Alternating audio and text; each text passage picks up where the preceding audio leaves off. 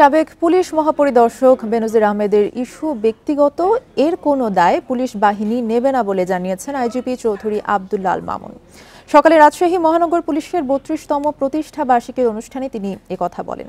এখন জন্ম সনদ দিয়ে খোলো বিকাশ স্টুডেন্ট অ্যাকাউন্ট, নিজের বিকাশ নিজে কর। পুলিশ প্রধান আরও বলেন, কেউ দুর্নীতি বা অনিয়ম করে থাকলে তা তার ব্যক্তিগত ব্যাপার, এর দায় পুলিশের নয়।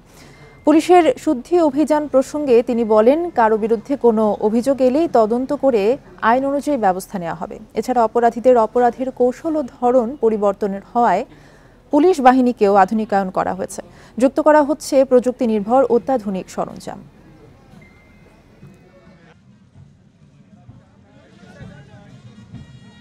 ব্যক্তির দায় এটা এটাকে আমরা